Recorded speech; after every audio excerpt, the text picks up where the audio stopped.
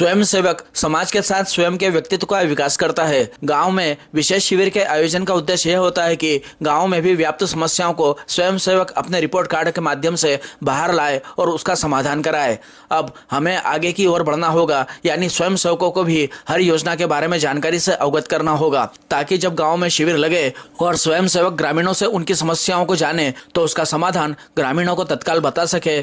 तभी हम गांव में व्याप्त प्रमुख समस्याओं को दूर करने की ओर अग्रसर हो पाएंगे। यह बात शासकीय कॉलेज की राष्ट्रीय सेवा योजना इकाई द्वारा गांव रत्नाखेड़े में आयोजित विशेष शिविर के समापन समारोह में अतिथियों ने कही। मुख्य अतिथि जन भागीदारी समिति अध्यक्ष राजेश धाकड़, एबीवीपी जिला संगठन मंत्री संदीप सिंह, सांसद प्रतिनिधि पुष्पेंद्र सोलंकी, पार्षद प्रकाश जैन, एसडीएम एसएन सोनी, प्राचार्य डॉक्टर पीबी रेड्डी, वरिष्ठ प्राध्यापक वासुदेव जटावन रहे। स्वयं सेवकों द्वारा अतिथियों का सम्मान एनएसएस का बेस लगाकर किया गया।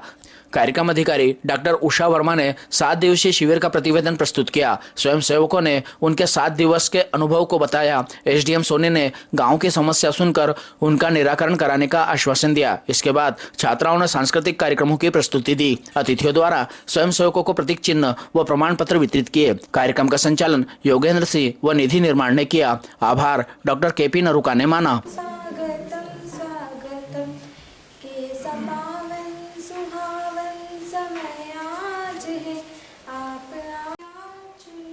श्रद्धा के फूलों से करते हैं आज से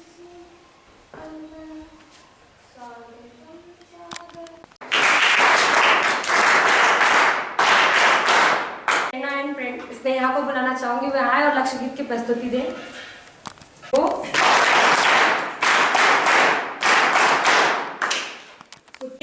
जगेश्वर राष्ट्र के लिए जगे जगे, स्वयं सजैव सुंदरा सवार दे, स्वयं सजैव सुंदरा सवार दे, भावना से ये चमन निखार दे, सद्भावना से ये चमन निखार दे, स्वयं सजैव सुंदरा सवार दे, स्वयं सजैव सुंदरा सवार दे। उठे समाज के लिए उठे उठे, उठे समाज के लिए उठे उठे, जगे स्वराष्ट्र के लिए जगे जगे, जगे स्वराष्ट्र के लिए जगे जगे, स्वयं सदैव सुंदरा सवार दे। अरदास अधूरी है, अतिथि ही वो फरिश्ते हैं जिनके आने से हम सब की आस पूरी होती है। अतिथि ही वो फरिश्ते हैं जिनके आने से हम सब की आस पूरी होती है। हाँ, इधर देखो। ठीक।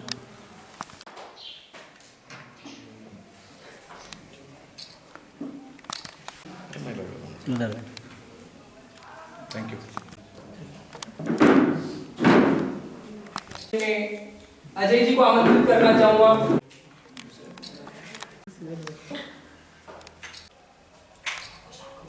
तो आमंत्रित करना चाहूंगी, वे आए और सबका स्वागत। इधर देखिए, इधर देखिए।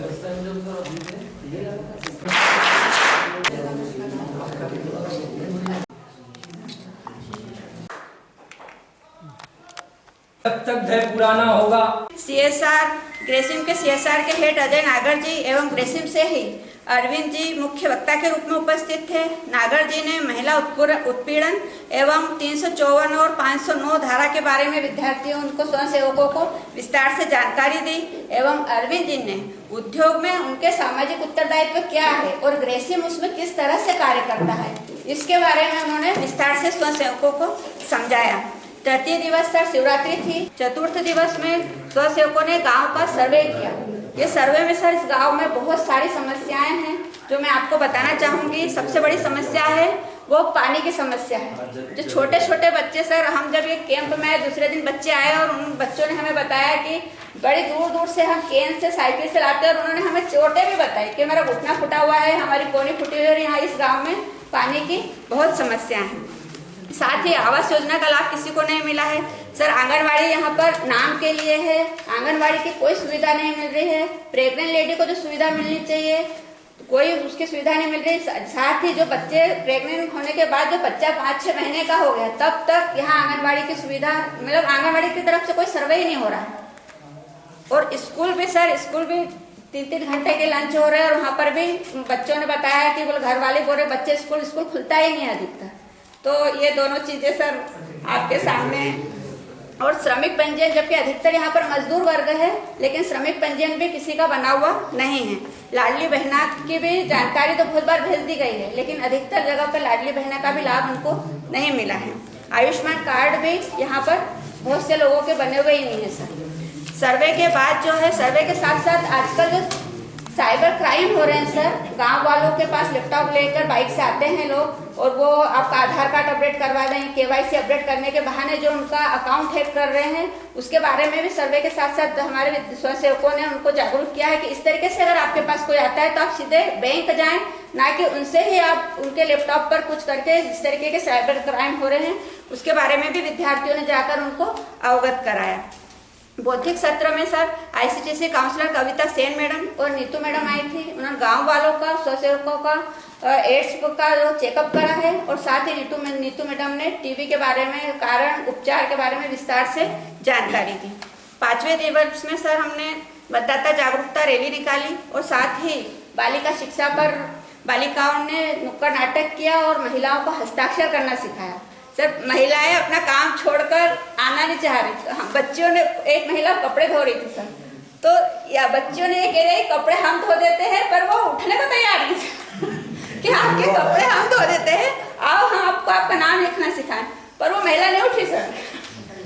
यहाँ पर शिक्षा की भी बहुत कमी है, लेकिन बच्चों ने अपना पूरा जो काम था, कुछ महिलाओं ने आकर जिसको हिंदी में आता था उनको आपने कहा कि अगर आपको हिंदी में आता है तो आपके नाम की स्पेलिंग करके उनको अंग्रेजी में हस्ताक्षर करना बच्चों ने सिखाया। मिलजुल के काम आधा हो जाता है। बाकी स्वच्छता के प्रति लोगों को जागरूक करा, नशा मुक्ति की रैली निकाली, नुक्कड़ नाटक के प्रति जागरूक किया, साइन करवाना भी सिखाया, महिलाओं उत्पीड़न के बारे में भी बताया।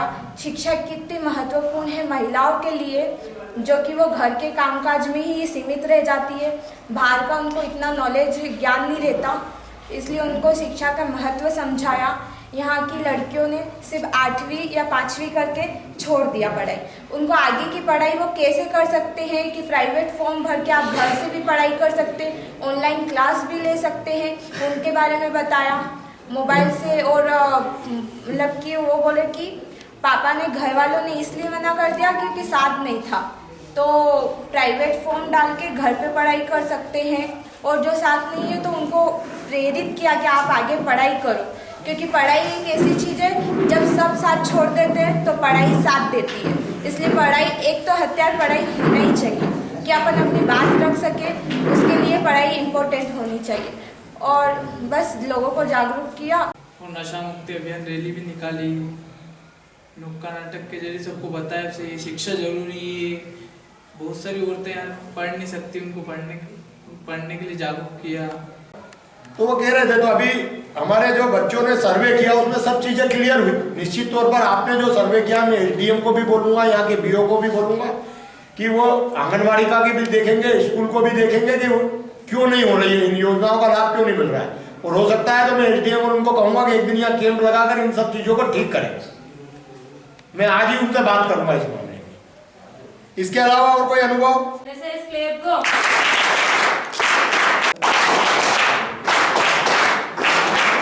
शासन केवल मानता में नहीं, माध्यम से शासन तक जरूर से पहुंचना चाहिए कि हमने गांव में ये करा, हमने ये सर्वे करा, इसमें ये कमियां मिली।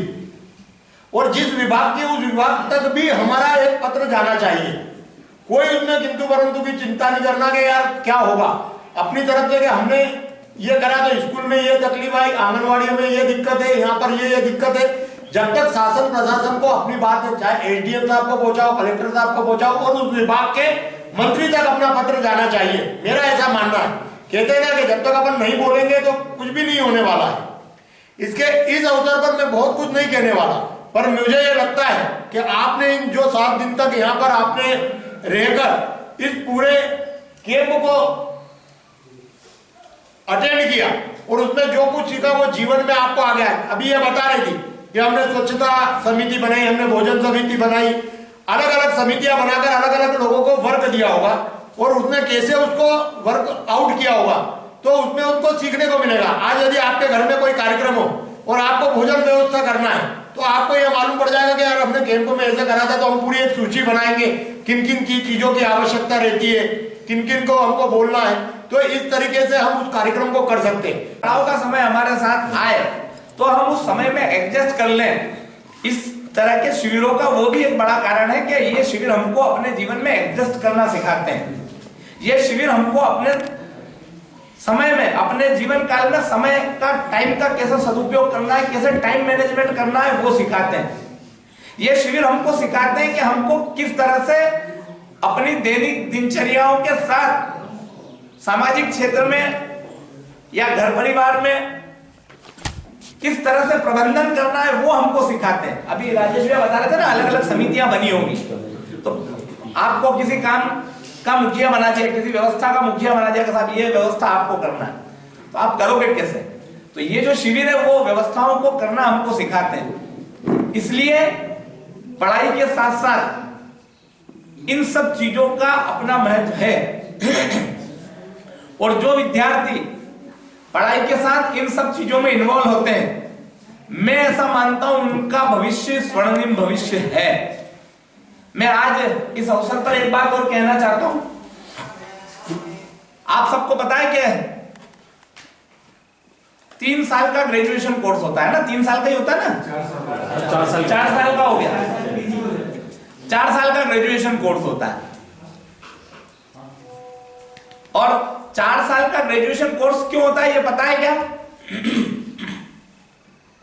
4 साल का ग्रेजुएशन कोर्स इसलिए होता है, इसको सिर्फ पढ़ाई से जोड़ के मत देखना, मैं बहुत समसामयिक विषय पे बात कर रहा हूं आप लोगों से। जीवन में कोई भी काम करो, कोई भी काम, अगर किराने की दुकान भी चलाओ तो उसको कम से कम 1000 दिन का समय देना। कितने दिन का बोलो ना? इतना नीरस बोलोगे तो मजा ही नहीं आएगा, मुझे लगेगा कि मैं अकेला ही भाषण कर रहा हूं, आप लोगों का इंटरेस्ट नहीं है। कितने दिन का समय देना पड़ेगा? 1000। और 1000 दिन का समय किसी भी काम को जीवन में इसलिए देना पड़ेगा कि जब आप किसी काम को शुरू करते हो, किसी भी काम को, तो 1000 दिन में आप उस काम की समझ अपने आप में स्थापित करने की स्थिति में आते हो। नॉट ए मास्टर, आप मास्टर नहीं बनोगे 1000 दिन में। 1000 दिन में आपको यह समझ में आने लगेगा कि आप जिस ट्रैक पे चल रहे हो, जिस काम को कर रहे हो, उसको करने का सही तरीका आपको 1000 दिन में समझ में आने वाला है। इसलिए मैं कहता हूं कि जीवन में कोई भी काम करो, कोई भी काम, हम हमारे आसपास का सिनेरियो देखते होंगे।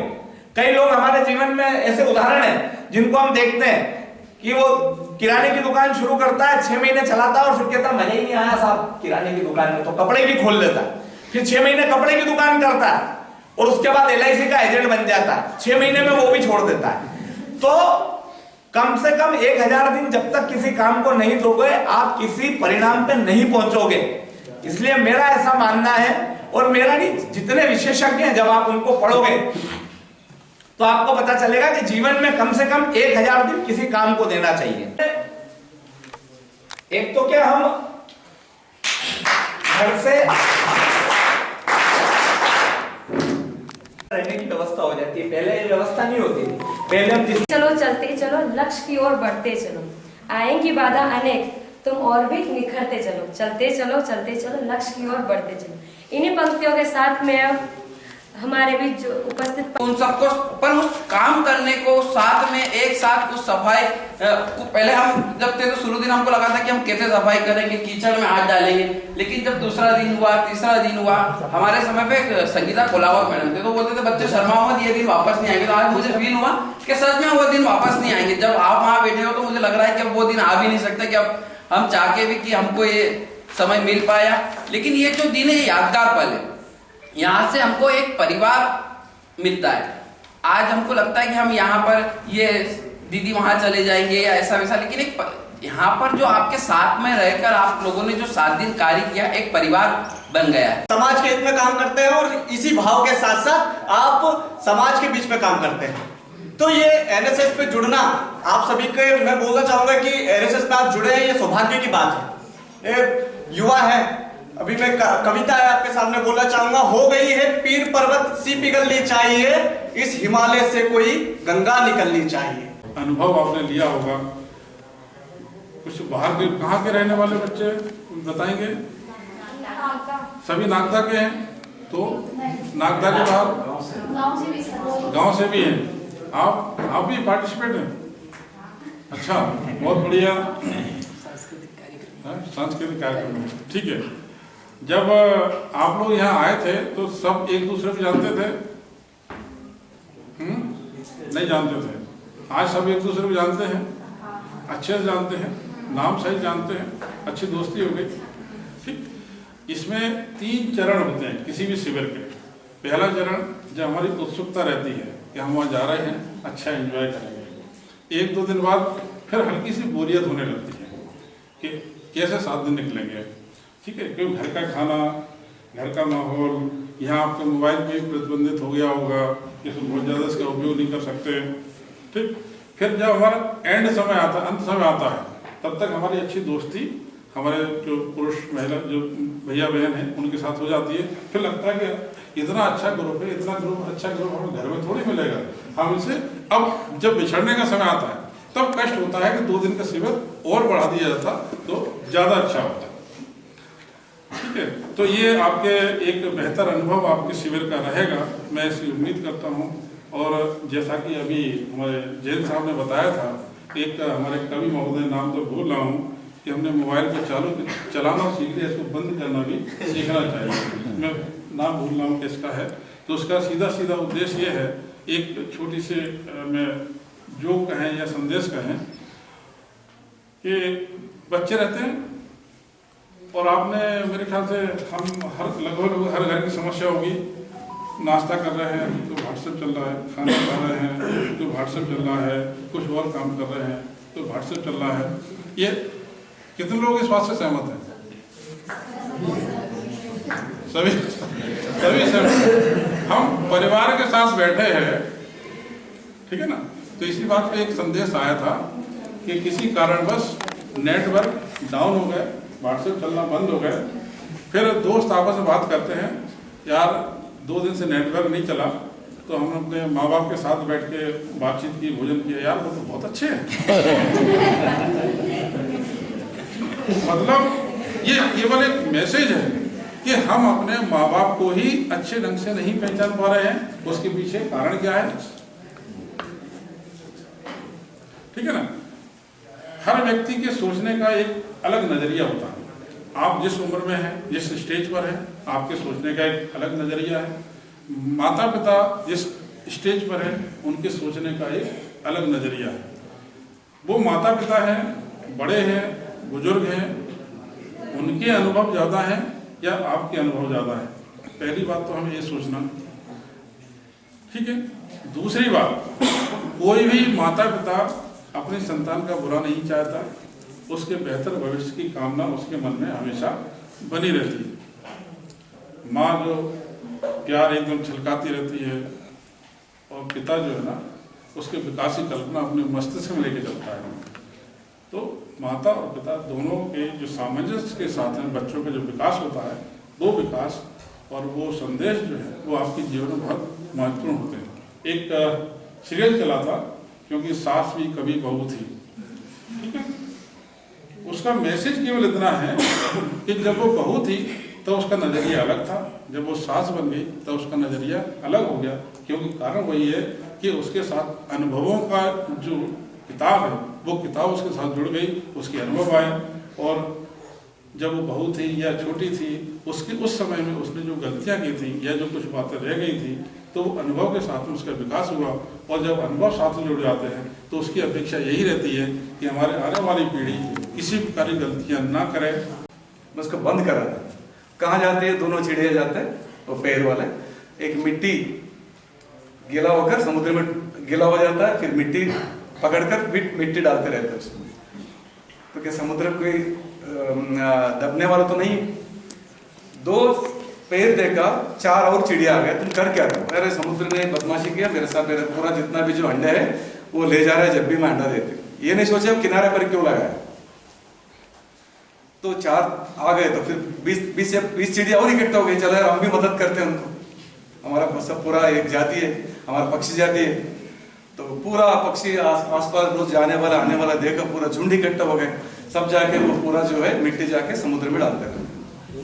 तो ये बात उनके नेता को पता चल गई, अरे हमारे पक्षी जाति का अपमान हो रहा है, उनके पूरे वंश को नष्ट करने जा रहा है। कौन है उनका नेता कौन है? गरुड़ वाहन, विष्णु भगवान की वाहन के। तो गरुड़ भी आ जाता है और पहाड़ों को, बड़े बड़े कंकर पहाड़ों को भी समुद्र में डालना शुरू कर देता है। तो विष्णु भगवान देखता है 2 दिन से मेरा गरुड़ दिख नहीं रहा, मेरा वाहन कहाँ गया? तो देखा तो बड़े उनका भैया वाहन, उनकी जाति का नुकसान हो रहा है, उनका वंशज पूरा नष्ट होते जा रहा है। तो विष्णु भी वहां पहुंच जा रहा है। तो सब पूरा इकट्ठा हो गया वहां पे। बुला भाई समुद्र को बुला, तब समुद्र को बुलाया जाता है।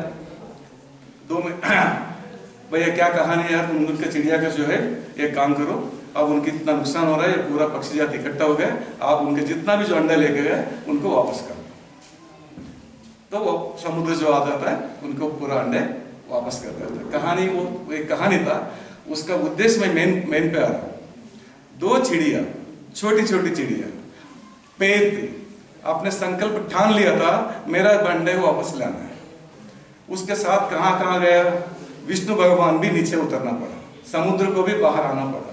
यदि आप ठान ले तो आपने जो 1 हफ्ते के अंदर जो सीखा है, जो हमारे अध्यक्ष ने या प्रकाश जी ने जो भी बताया एसडीएम साहब ने, उसका मेन उद्देश्य है आपके डिटर्मिनेशन। आपके डिटर्मिनेशन यदि आपका बिल्कुल सही है, आप यदि ठान लिया तो आप कोई भी असंभव नहीं, आप सीख सकते हो। तो इसी एनएसएस कैंप में 1 हफ्ता के अंदर जो सीखा है आपने अपने उसको जीवन में उतार ले। स्वागत करता हूँ, अभिनंदन। समस्या के साथ उस समस्या को हल करने के सुझाव भी होते हैं। आप सभी गांव के अंदर गए और गांव के अंदर आपने समस्या को आइडेंटिफाई करा, लेकिन उन्हीं समस्याओं के साथ में इस समस्या का हल कैसे हो सकता है, कोशिश कीजिए कि आप उन चीजों को भी आइडेंटिफाई करें। तो मैं समझता हूं कि उन समस्या का समाधान बहुत जल्दी हो जाएगा।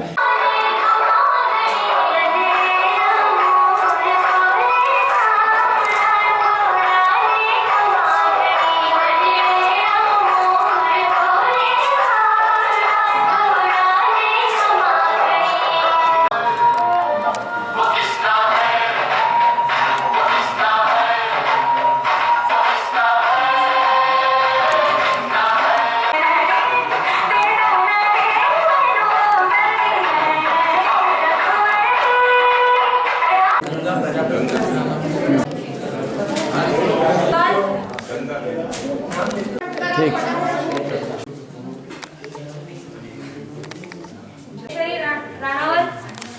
रुक जा बेटा, रुक जा।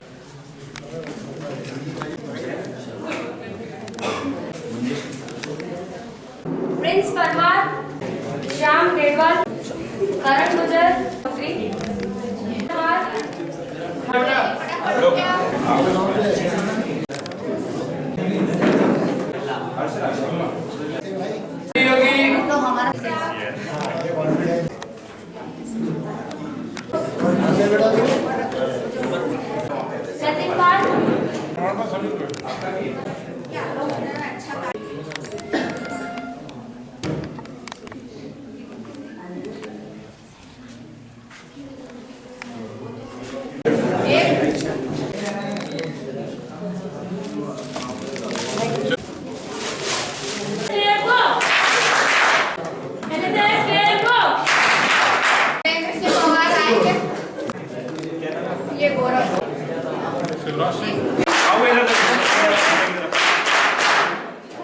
हमारे बीच पधारे सभी अतिथियों का, मीडिया बंधुओं का और महाविद्यालय के सभी शिक्षकगण, एनएसएस के सभी स्वयंसेवक, आप सभी ने इस कैंप को एक नई दिशा और नई ऊर्जा प्रदान की। आप सभी आज पधारे, इसके लिए मैं आप सभी का आभार व्यक्त करता हूँ।